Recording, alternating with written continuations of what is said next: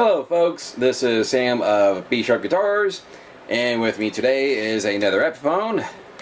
This is one of their special guitars. This is one of their lower tiers, and I tried to do something that's a little more mid-range on up, but occasionally something like this will slip on through, and I try to give it a good shot. So anyway, kind of moving on. The Les Paul Specials, they're sort of at that beginner because they don't have a lot of the features that the mid-range and their Gibson counterparts tend to have. For starters, it's bolted on. Most Les Pauls are actually have a set neck. You don't have the control options. Usually the most common Les Pauls will have two volumes, two tones. You just got a volume and a tone. And the toggle switch is down here, not up there. And of course you get the typical dotted inlays, no bindings, just right there. And of course you just got these standard stock tuners, because a lot of Epiphones on up have the Grover tuners, but nope, not this, just some no-name tuners or just their regular stock. But it's still a pretty good guitar, very solid. I'm not having any issues with it. Still plays great for what you want it to do.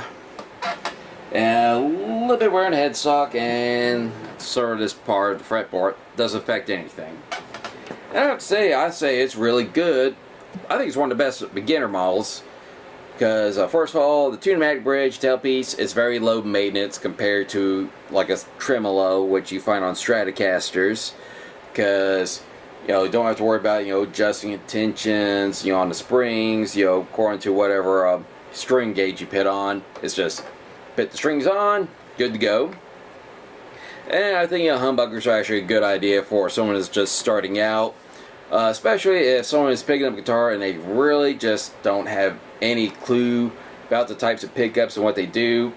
So let's just say some kid first does not know about electric and gets some birthday money, comes, gets a nice little Stratocaster guitar and gets an amp and cranks up distortion, and he gets this annoying hum because doesn't know about difference between humbuckers and single coils. But if you get the humbuckers, you're pretty safe on them, and you're kind of good to go. And they still do pretty good, clean tone. If in case kid wants to, hey, I want to do some country, some blues, and that just kind of sells it right there.